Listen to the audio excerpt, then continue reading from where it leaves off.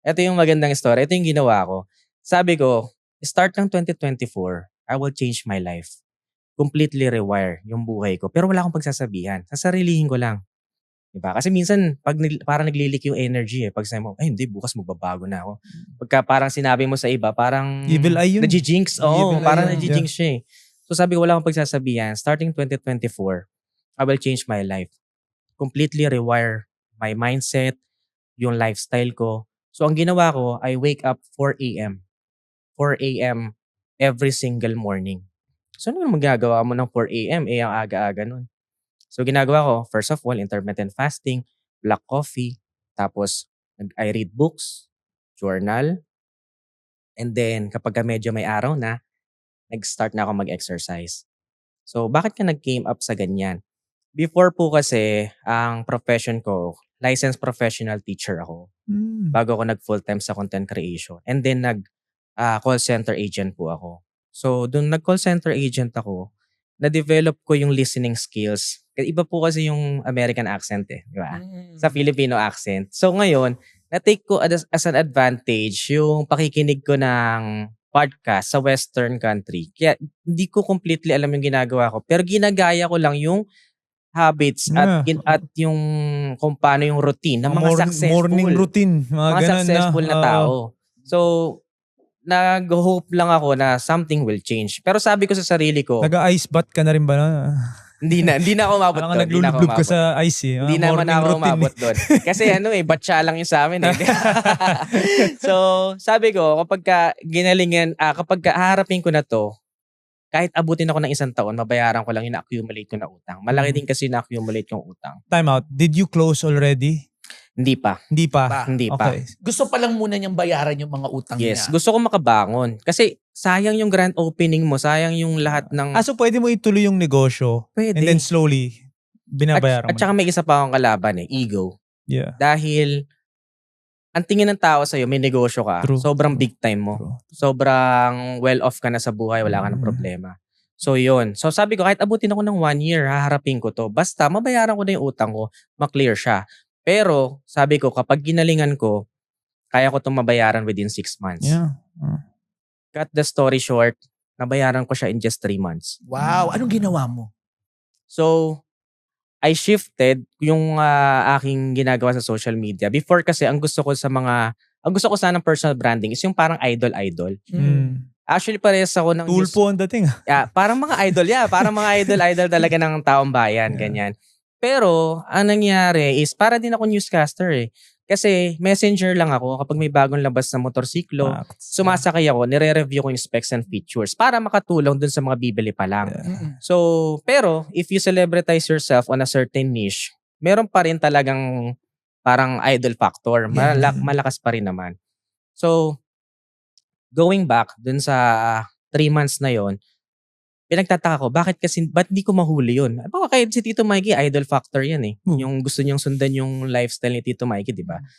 Bakit hindi ko mahuli yun? Yung pala, meron palang para sa akin. And this is called the affiliate marketing. Naging live seller siya, guys. Naging palong-palong. Dun siya. Dun niya ikinayaman. Not completely live selling. Affiliate, no? Yellow basket. Yes, yellow basket. Pink app. Sa mga di nakakalam dun sa affiliate marketing, kapag gumawa ako ng video, which is nagre-review ako ng motorcycle before, di ba? Ginawa ko, nagre-review lang ako ng product. Let's say for example, power bank. What's so special about this power bank? I-review ko lang siya. Tapos, well put together yung video, full production. Yung galing ko dun sa pagre-review ng motor, ginawa ko siyang panggugulang dun sa affiliate marketing. Kaya nag-stand out ako. Kasi ang ganda, may full production team ako eh. Is this yellow basket? Yes. Okay. Both across all platforms. So, hindi ka na lang motor? Hindi na lang ako motor ngayon. So, ngayon, ayun na, nagre-review na ako ng product. Tapos bumibili sila doon. So, kakaputok lang ng affiliate marketing noong 2023. Yeah. Tapos nakasakay ako bago mag-end si 2023 at yun yung ginawa ko ng 2024 kung bakit ko na clear yung utang ko sa negosyo. At alam mo ba, number one, ha? Affiliate marketer po si Ned. Grabe. Alam mo, it takes certain kind of credibility, ha? Yeah. Na maniwala sa iyong tao at mag-add to cart sila ng mga At gumastos, produktong binibenta mo. Gumastos. Kasi katulad ng sinabi niya kanina, hindi lang siya putsu-putsu na True. review. Because other people can say na, ay, alam mo, ang ganda nitong powder na to. Keme-keme. Hindi to nagiging oily. Siya ginawa niyang full production. Yeah, I feel like feeling ko may inspiration dyan kahit papaano sina Marcus Brownlee, yung si Tech. Yung si Tech yun, di ba? Yung sa States, yung nagre-review ng Tech, ganon. So, ang dami ko na pick up dun sa kwento mo. Number one is, hindi porket successful ang isang tao doon, magiging successful ka din doon. Yes. Like yung mga business owners ng mga kaibigan mo, baka hindi nila naiintindihan pa yung ginagawa mo in terms of content. Parang, kung gusto mong kumita ng pera, kailangan businessman ka, kailangan entrepreneur ka. Hindi nila alam na medyo dito ko kumikita ng pera sa pagiging content creator mo. So now na pinasok mo yung affiliate marketing, isa ring yan, hindi porket hindi mo nakuha yung una mong gusto mong influencer tag or idol, hindi ka na pwede maging magaling na content creator. Yes. Sa ibang slant naman. So, ang ganda ng mga detour mo. Yes. Na nafa-find mo yung sarili mo. Which, ang maganda dyan is, sinubukan mo pa din itong bagay na to. Pwedeng nag-fail siya, pero overall picture, pwedeng success siya because na-realize mo, dito ka pala. Yes. So, nung nag-start ka mag-affiliate, dito na talagang dito umikot. talaga, yung masasabi ko talagang nag-boom talaga yung This career. is boomer or higher peak than yung sinabi mo kaninang peak mo sa motor. Wala barya yun. Layo na, no? Before Hindi, content grabe ang creation. affiliate marketing. Oo, Grabe kasi ang may affiliate percentage yan na commission Yes. Can you give us, para lang sa mga nakikinig sa atin at nanonood, can you give us like figures? Yung pinakamalakas mong kita. Oo. Sa isang video. Sa isang video. Sa isang Kasi isang product, video may for yellow. example. Kasi isang yellow basket. Isang video may yellow basket. Tapos may kita ka dun sa yellow basket na yun, dun sa isang product na yun, di ba? So each video, you can say may monetization isang video. Nakikita mo yun, Anong product mo na? At ilan ang umorder sa'yo? Let me just put it this way. Yung terminology ng mga affiliate marketer. Okay. Meron kami tinatawag na GMV. Yes, Okay, ano GMV. yan? Okay, GMV. So my highest GMV in just 1 month is nasa around 48 million. 48 million. Hindi. GMV yun. Oo nga, GMV. pero ang Grabe laki pa din. 48 ang kinita ng lahat ng negosyo sa'yo. Oo. 48. And then Gets may ko yun. percentage ka doon. Which Mm-hmm. is 10. Roughly mga ganyan. 10%. Wild. Okay na yun, that's 4.8 million in a month. Diyos ko, hindi ko kayang kitain yan, ha? Alam mo, natuwa-tuwa ka pa sa... Sige nga, wait lang. Ano Ayoko ba na yung ibenta sa akin? Ikaw, pinagyabang mo pa yung idol ako eh. Diyan na lang ako. Sabi ko sa'yo kahit wala na may idol sa akin, okay lang. Dapat netizens Oo, tayo. hindi na lang pala ako Alam mo, magre-resign na ako pagiging news anchor tsaka artista. Mag-affiliate marketing Diba? ako. Grabe yun. And what was the secret? Ano ang, kumbaga, being the Anong number formula? one? Anong form? Wag naman siguro lahat ng secret mo. Oo, pero kasi sa'yo yan eh. Ang formula kasi yung success na nakuha natin ngayon looks easy pero it took me years course. sa content creation. Yeah. Nagkataon lang na siguro ang masasabi ko na secret, number 1, adaptability. You adapt to the trend. You adapt dun sa pag-shift ng market. Kung before, ang lakas ng kita namin sa mga ads sa Facebook, sa mga views. May na ngayon yun eh. Oo, parang secondary na lang Wala yun, no? masyado yun. Ngayon. So, kailangan mag-adapt ka kung ano yung new thing na pwedeng pagkakitaan. So, syempre, una sa lahat, dapat may goal ka din. Yeah. Di mo naman ma-achieve yung mga yun kung wala ka ring goal na figure sa mind mo or wala ka din namang dream. So, syempre, parang hirap naman nun kung ano ka lang, di ba? Wala ka namang gustong patamaan. Kailangan may gusto kang patamaan, may goal ka.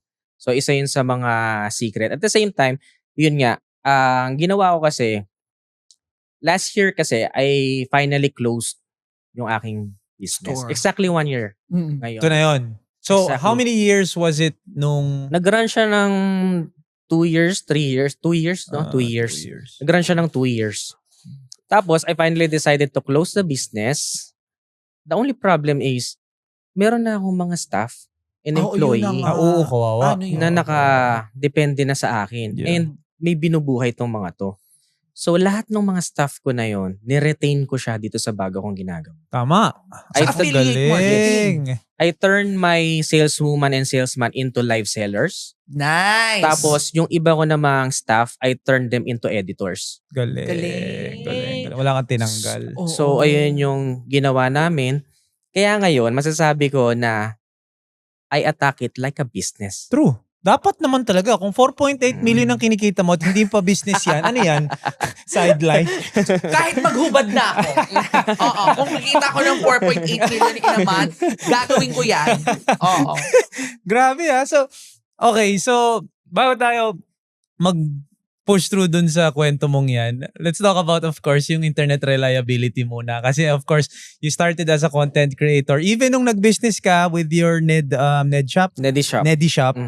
I'm sure kailangan mo rin ng internet nun. How important was it yung story about internet sa'yo? Ito, meron akong super exciting na story about sa internet. Kung gaano ka powerful yung internet. Way back when I was just starting, bago pa ako mag 20,000 subs, YouTube pa to YouTube. Wala pang mga other platform na pinag-aaralan. Pre-pandemic to. Yes. Okay. So, nakiki-upload lang ako sa mga kaibigan ko. Wala kaming internet connection. Kasi we came from a poor family din. Pero kahit na sabihin mo may trabaho ka na, sometimes hindi mo pa rin afford. Titipid ka pa din. And then, nag-resign pa ako. Kasi I want to go full-time na sa pag-YouTube sa content creation So wala talaga akong cash flow. Hindi ko afford magkaroon ng internet. Nakiki-internet lang ako. Minsan meron ng mga kaibigan na umaabot ako ng magdamag para maki-internet lang. Gabi mo in-upload tapos babantayan mo siya kasi umaga na siya mapapublish. Tapos ito pa yung isang pinaka mapait na karanasan ko before.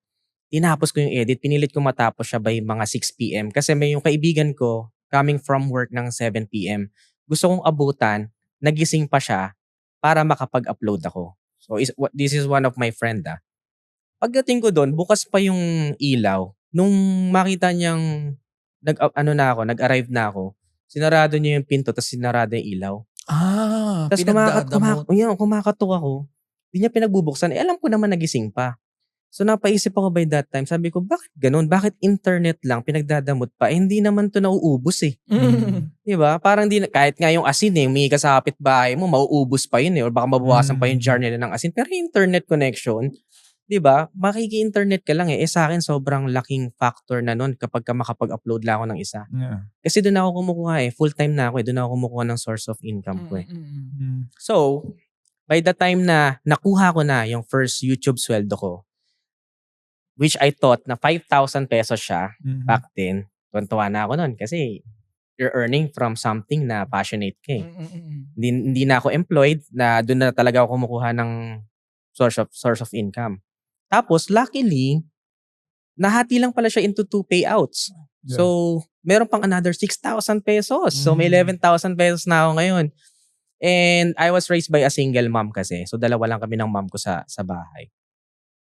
9,000, parang around 9,000 pesos, parang feeling ko, kayang-kaya na namin mabuhay. By that time Tapos, nung kumikita na ako sa YouTube, gumawa ako ng paraan para makapagpakabit ng internet sa bahay.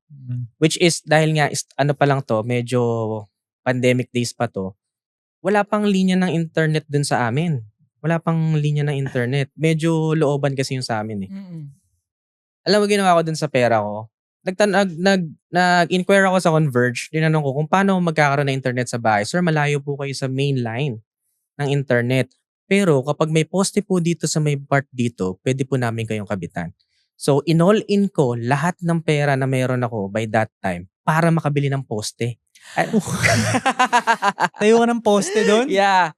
Hindi pwede yung basta-basta poste na kawayan Sana lang. hinarang mo dun sa gate nung kaibigan mo. Kailangan mo, naghanap ako ng junk shop na merong bakal na poste. So, in-all-in ko, nagpatayo ko ng poste doon para magkaroon kami ng line ng Converge doon sa bahay namin. Para sa'yo lang yun? Oo. Kasi so may isang poste na isa lang ang linya? Yeah, para makapunta doon. Para makapunta doon sa amin. Kasi medyo looban pa yung sa amin Purok yung mga purok, gano'n sa mga barangay. So, gano'n siya. Medyo hindi siya talaga main. Accessible. Accessible. Yung mga, by that time, nasa mga subdivision pa lang. So, nandun pa ako sa medyo, mga purok walang linya. Pero sabi ko sa sarili ko, by that time, magkaroon lang talaga kami ng internet. Talagang magkaroon lang kami ng internet. I will do my very best para mapiga every drop ng internet. Yeah. And yun, long behold, here we are now. Di ba? Galing, Galing. Dahil sa Galing. internet. May natutunan ka bang bagong diskarte? Huwag kang matakot na sumubok. Para sa mga nanay na nag-aalinlangan, para sa mga kabataang takot mag-umpisa, at sa bawat manggagawang nagpapakapagod, para sa inyo to. Kung na-inspire ka, ipaalam mo sa amin. Mag-comment, mag-like, at i-share ang episode na to sa mga kailangan din ng push ngayon. Kita-kits sa Apple Podcasts, Spotify, at YouTube. Discarding Pinoy, powered by Converge. Sama-sama tayong lalaban sa mga aral ng buhay.